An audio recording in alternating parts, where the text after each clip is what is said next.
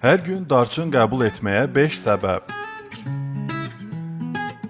Darçın populyar ədviyyatdır, sinnamonium fəsiləsinə aiddir. Hazırda Çində istehsal olunan başqa növ darçın çubuqları daha çox satılır. Amma əsl sinnamonium darçınında kumarin vardır ki, o qaraciyər üçün əvəzsizdir. Medicinaz hər gün istər bişmişlərdə, istər çayda darçın istifadə etməyin faydalarını təqdim edir.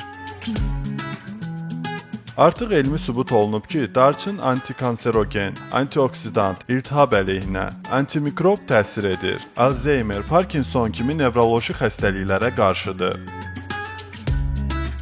Orqanizmi sıradan çıxaran səbəblərdən biri də sərbəst radikalların artmasıdır. Onları vaxtında zərərsizləşdirmək üçün antioksidant tərkibli qidalar qəbul olunmalıdır. Darçın da flavonoidlərlə zəngin olduğu üçün toxumaları, hüceyrələri sərbəst radikallardan təmizləyir.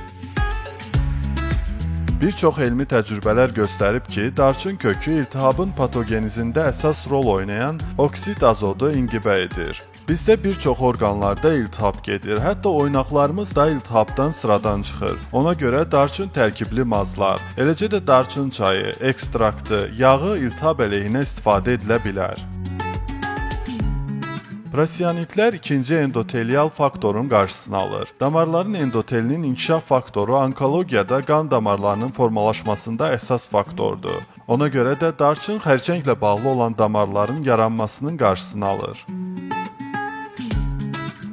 Darçında insulinə bənzər maddə var. Darçın həm qanda şəkəri salır, həm də qlükozanın hüceyrələrə çatmasını asanlaşdırır. Maddələr mübadiləsini düzənləyir. Sübut olunub ki, darçın Parkinson və Alzheimerə müsbət təsir edir. Darçın Parkinson xəstələrində dopaminar neyronları qoruyur. Eləcə də Alzheimeri yaradan filamentlərin əmələ gəlməsinin qarşısını alır. Darçın və yağı bakteriya və göbələkləri öldürür, üzdə sızanaq və civzələri sağaldır. Eləcə də darçın istifadə edənlərin miokard infarkt riski azalır. Sonda sağlamlığınıza faydalı, bilmədiyiniz məlumatlarla zəngin videolarımızın davamlı olması üçün videonu bəyənməyi, kanalımıza abunə olub bildirimləri açmağı unutmayın.